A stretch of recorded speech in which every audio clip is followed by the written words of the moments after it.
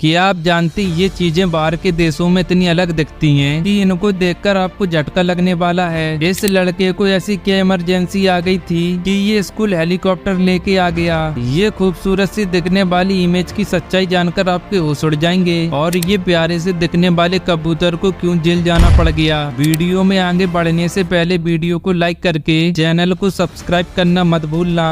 Number 15 भाई 10th और 12th के बोर्ड के एग्जाम चल रहे हैं, जिस वजह से हर जगह पर फेयरवेल चल रहे हैं। जयपुर का स्टूडेंट तो सीधा हेलीकॉप्टर लेकर पहुंच गया था। हाँ भाई, बस फेयरवेल के लिए इस बंदे ने हेलीकॉप्टर बुक करवाया था और उसी से एंट्री ली। मैं तो सोच रहा हूँ कि ये काम करने में इसके घर वालों ने हाँ कैसे बोल दिया। नंबर 14 आखिर कैसे ये फल आपके डिप्रेशन को जड़ से खत्म कर देगा। अगर आपका भी मूड खराब रहता है या फिर डिप्रेशन में हो आप, तो बनाना आपकी हेल्थ अच्छी कर सकता है, क्योंकि बनाना के अंदर सेरोटोनिन पाए जाते हैं जो हमारे मूड को ठीक करने में बहुत हेल्प करते हैं और इसीलिए बनाना को हैप्पी फ्रूट भी कहा जाता है। नंबर 13 क्या कभी आपने सोचा है कि जब भी आपको कोई मॉस्किटो काटता है तो आप यही कहते हो कि मच्छर काट रहा है, जबकि सिर्फ फीमेल मॉस्किटो ही इंसानों को काटती हैं, मेल नहीं काटते।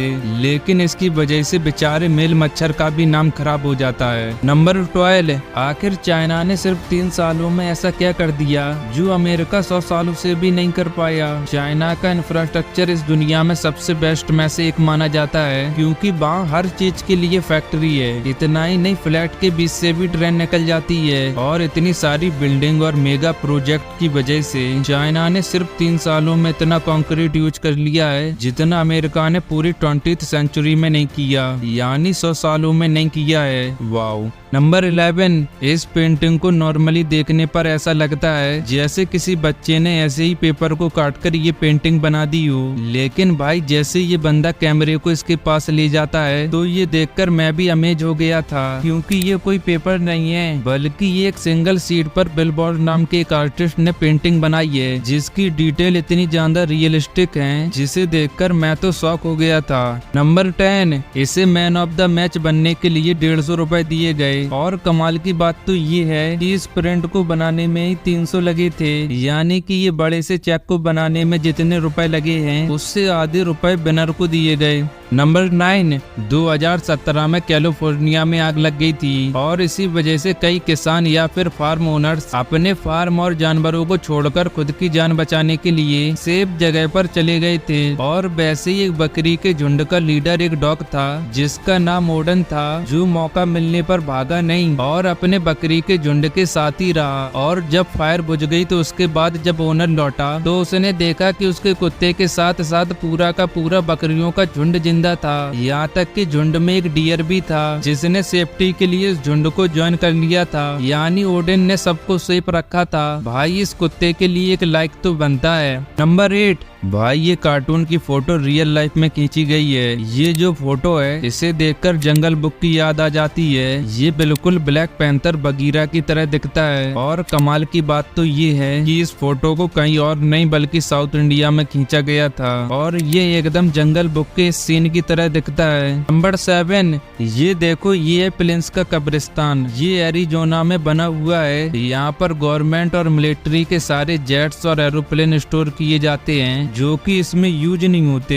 इसमें मोस्टली फाइटिंग जेट्स और उनके पार्ट्स होते हैं जो कि फिलहाल यूज में नहीं होते हैं, तो उन्हें यहाँ पर स्टोर किया जाता है। जब भी जरूरत होती है खासकर बॉर्ड्स में तब इनको यूज किया जाता है। और उसी के साथ यहाँ पर प्राइवेट गवर्नमेंट प्लेन और बाकी खास एरोप्लेन्स भी रखे जाते हैं। भाई एक बात तो सोचो, अगर वर्ल्ड वॉर हो गई तो ये सब प्लेन्स कितनी तबाही कर सकते हैं। नंबर 6 अगर आप अपनी कार से एयरपोर्ट तक जा रहे हो और सेफली आप एयरपोर्ट तक पहुंच गए तो आपने अपनी जर्नी का सबसे रिस्की पाथ कवर कर लिया है, क्योंकि एक कार के कंपैरिजन में एरोप्लेन काफी ज्यादा सेफ होते हैं और रियलिटी में क्रैश बहुत कम होते हैं। और इसीलिए घर से एयरपोर्ट तक कार में जाना प्लेन में बैठकर ट्रेवल करने से ज्यादा रिस्की होता है। नंबर 5 इस प्यारे से कबूतर को जेल हो गई। भारत के कुछ पुलिस वालों ने कबूतर को जेल में डाला था, वो भी 8 महीनों के लिए, क्योंकि उन्हें लगा कि ये कबूतर चाइना चाइना का स्पाई है जो कि हम पर नजर रख रहा है, क्योंकि उसके पैर में 2 रिंग थी और उसके पंख में कुछ ऐसे लिखा हुआ था